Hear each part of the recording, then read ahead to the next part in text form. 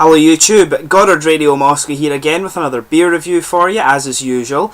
So for this one we're going to head back over to California in the United States and visit one of the pioneering American craft breweries, one of the pioneers of the American craft brewing renaissance. So we're going to revisit the Sierra Nevada Brewery and have a taste of their Summerfest lager. Now the reason I'm doing this one, when I did a Sierra Nevada not too long ago, actually I found this in my stockpile and found that it was one of the older beers in my collection, so I should do it now while the beer is actually still good.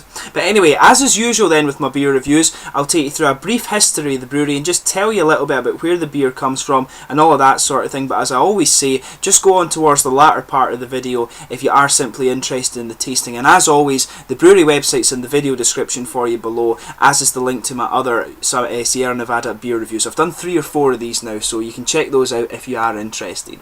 But anyway, the Sierra Nevada Brewery was founded in 1979 in Chico in Northern California, and this was when founders Ken Grossman and Paul Camusi decided to expand their hobby into a brewery. And as I said to you before, these guys are considered one of the pioneers of the craft brewing movement over in the United States. Now, Ken Grossman learned to home brew at a very young age from the father of a close friend, and this hooked him on the art of brewing at a very young age. Now, in 1972, he went on a cycling trip with some friends to the northeast of California, stopping in the town of Chico to visit some childhood friends who were enrolled at the California State University there, and it was there that he fell in love with the town and culture and decided to move to Chico. But in 1976, Ken opened up a home brew supply store named the Home Brew Shop, and he and fellow home brewer Paul Camusi got deeper into the art of craft brewing. Now, in the late 1970s, the choice of hops for people was actually rather poor, and so Ken Grossman decided to take things into his own hands, driving to the Yakima in Washington to buy hops for himself, and he fell in love particularly with the Cascade hop, which is quite famous in American paleos these days. But this laid the foundation for the hop-forward beers that Sierra Nevada are kind of now famous for. But in 1979, the pair founded a small-scale brewery, taking the name from Ken Grossman's love of hiking the nearby Sierra Nevada mountains, and they created their first brewing equipment mainly out of recycled dairy equipment. They actually made a lot of it themselves, and they finally completed it in 1980 and got themselves up and running. But Ken spent a lot of time ensuring that he could replicate the brewing process exactly, and that same year the famous Sierra Nevada Pale Ale was born. Now, in 1981, the pair brewed the first Celebration Ale, which is considered by many to be the benchmark of American IPAs. A lot of people consider that the benchmark in the American craft beer circles. But in 1983, Sierra Nevada opened their portfolio with 3 beers, and this was the famous Pale Ale, the Porter, and also the Stout. And they also produced the 10% Bigfoot Ale, which is considered by many as being one of the first examples of extreme brewing, and it's now a cult classic in many craft beer circles. The following year, in 1984, they purchased a new 100-barrel copper kettle from Germany, but at that point they actually couldn't afford to install it for another 3 years. And in 1987, they purchased the plot on 20th Street in Chico that would house the 100-barrel kettle, and it was this location that's been the home of the brewery ever since.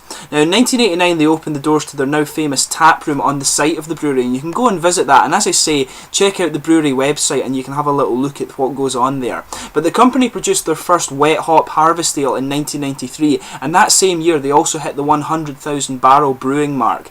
But the brewery further expanded in 1997, unveiling a new 200-barrel Hupman brewhouse with the coppersmiths that produced the original kettle salvaged from Germany. They were called out of retirement to make new kettles for this new big brew house. But Camusi actually retired in 1998, and he sold his share in the brewery to Ken Grossman, and they added a 350-seater auditorium to the brewery site in the year 2000, and this hosts music events of a variety of different genres, so you can go and check that out as well. But they also built a beer research lab to the exact scale dimensions of the main brew house, and this was completed in 2005, and the intention here was obviously to develop new recipes and improve their current brews. So a very pioneering brewery, as I've said to you at the start of the video. But for this reason, they're considered one of the premier brewers in terms of the research and development of beer, and it was in fact their findings in this beer lab that prompted them to switch from the twist-off caps to the pry-off bottle caps that they still use today. This apparently protects the beer better from oxidation, and this is quite a widespread thing throughout the craft beer world now. But just a few years ago, in 2008, the brewery introduced an event called Beer Camp, where the restaurant and bar owners from the local area came to the brewery for a hands-on experience, and this has become a regular event. But 2009 1999 also saw the launch of the acclaimed Torpedo Extra IPA, and I've reviewed that one for you as well, and I have to say, very, very beautiful beer indeed. But that year they also did a collaboration beer with Dogfish Head Craft Brewery called Life and Lemon. This is a very famous brewery from Delaware actually. I need to review some of their stuff at a later date. But the company celebrated its 30th anniversary in 2010, and to celebrate they launched 4 collaboration beers, each brewed with a different brewer who helped launch the craft brewing renaissance in America. This included Fritz Maytag, Jack McAuliffe, Charlie Papazian and Fred Eckhard as well. But over the next few years they launched some other beers including the Hoptimium, which is a whole cone IPA, Ruthless Rye IPA, and in 2012 they also announced their plans to build a second brewery in Mills River, North Carolina to meet the growing demand for their beer, and I think there's actually quite a bit of progress going forward with that one just now. But interestingly, the brewery is powered by solar energy since 2007, and they're very environmentally friendly. This is quite common in Germany and indeed in the United States these days as well. But they won the Green Business of the Year award from the US Environmental Protection Agency in 2010, and apparently 99.5% of their solid waste is diverted from landfill and used in biodiesel in their delivery trucks as well. And they sell their excess grain to local cattle ranchers too, so they're a very, very environmentally conscious company. But interestingly as well, they've had the same head brewer since 1983, and at this point they were actually producing 25 to 30 barrels of beer per week, so that's 13 to 1500 barrels of beer per year. But now the production is apparently at 780,000 barrels per annum, so that gives you an idea of just how much this brewery has grown. But just to list the other beers you can get from this brewery, their core range includes the Pale Ale, the Porter, the Stout, the Torpedo Extra IPA and the Kellerweiss Hefeweizen. And I think I've only still to review the Stout for you out of that, but there's a number of various other beer reviews from the beers that I will review for you at some point from the beer camp. If you go into Rate Beer and Beer Advocate, you will get a good idea of just how many beers these guys have done. But as I mentioned to you, a hell of a lot of beers coming out of these guys, and a very pioneering brewery. But anyway, let's get on to the tasting of this beer now. And I'll just bring up the camera and let you have a little look at the artwork on this one. It's a very nice artwork actually. This is the Summerfest beer, as I mentioned to you at the start, and you can see the nice picture of the Sierra Nevada mountains there in the background, which of course Ken Grossman and Paul Camusi used to like to hike in. And you can see it tells you on the top it's Summerfest. This is the 2013 edition, and I got this just before Christmas actually, and you can see it's the standard Sierra Nevada bottle cap, and each of these beers actually have a different coloured one. So if, like me, you want to collect your beer bottle caps, then this is one you probably want to keep. So let's get this guy open and get on with the tasting then. This guy is a 5.5% Pilsner beer. Apparently it uses Pearl and Satz hops, and it has a malt base of 2-row pale, dextrin and Munich malt. So let's get this guy open and get on with the tasting here. So as you can see, a nice little smoky opening there, and we'll just get this guy out and into the glass. Smells nice and fresh actually. It smells quite like a Czech Pilsner beer actually, this one.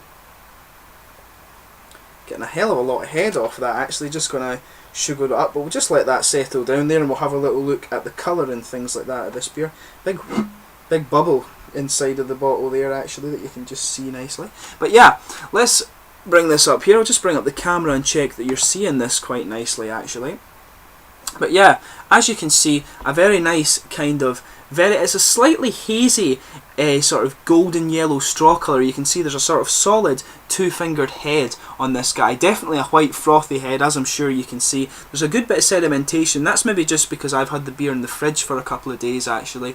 But it's a very, very attractive looking beer. Just a little bit of carbonation actually heading up to the top there. No, I'm telling lies actually. There's quite a good bit of stuff going up to the top there, but it's a very attractive looking beer actually. I'll just bring up the light and make sure you are seeing this properly. You can see, you get an idea just of the brightness of this beer here. But in terms of the aroma for this guy,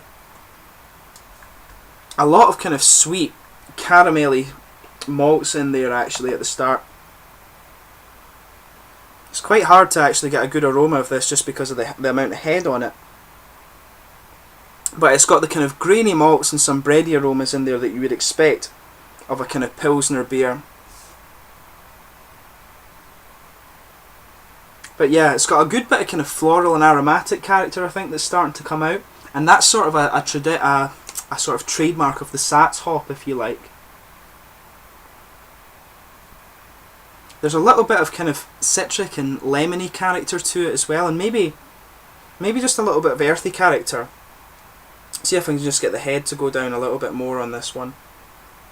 But yeah, it smells like a typical Pilsner beer. There's not so much to say about it in the aroma. There's nothing that particularly makes it stand out in that regard. A nice little bit of kind of grainy and bready malts, just a faint little hint of caramel, but a lot of floral and aromatic character that's the trademark of the Sats hop. And just a little bit of lemon citrus in there with some grassy character as well. Typical Pilsner aromas really, so let's give it a taste and see how we get on here.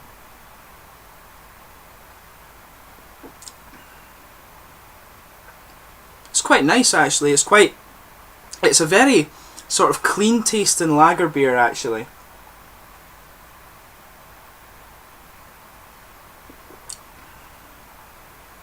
But yeah, it's nowhere near as hop forward as some of the beers that you'll get from these guys actually.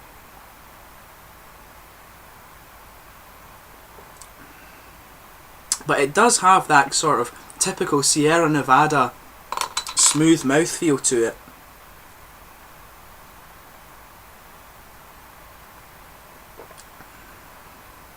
But it's got a little bit of the citric and grassy character coming up, but very quickly moves into a nice kind of bready malt base. As it follows, pardon me, sorry, but it follows the aroma actually very well, this one. It opens up with a nice kind of, a nice sort of bready and grainy malt base with just a little faint hint of caramel. It really does follow the aroma very well, just like I'm saying. But on the opening, the carbonation actually helps bring out a nice little bit of the kind of bitter, grassy and citric character from the hop, or the aromatic, as I said, the trademark of the Sats hop.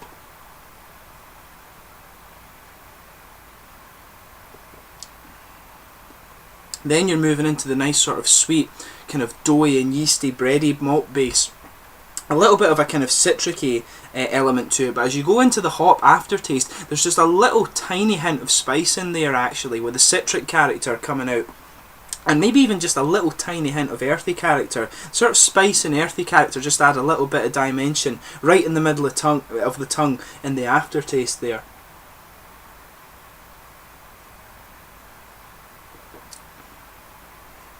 But yeah, it's very, very fresh.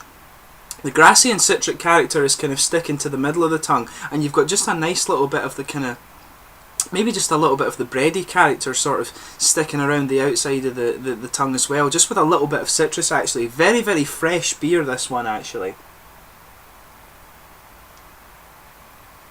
In terms of the mouthfeel though, as I've said a couple of times, very, very fresh. It's definitely a light-bodied one, very crisp, kind of moderate carbonation. It comes in just a little bit, attacks the front of the tongue a little bit and when you take it in, and then just smooths out, and it's got just a little gentle bit of bitterness actually. It's really, as I said, it's nowhere near as hop forward as some of the other beers that you get from Sierra Nevada, but it's a perfectly nice Pilsner beer. It's a lot better than some of the kind of mass produced ones that you'll get on the market, but a lot of people kind of say don't like lager beers for that reason, that they're not too big in terms of flavour, and this one, compared to what comes out of Sierra Nevada, really isn't either. But it's a perfectly nice Pilsner beer. It's better than a good few of the macro lagers you'll get, but compared to what you would normally expect from Sierra Nevada, it is actually a good bit different than that in my opinion.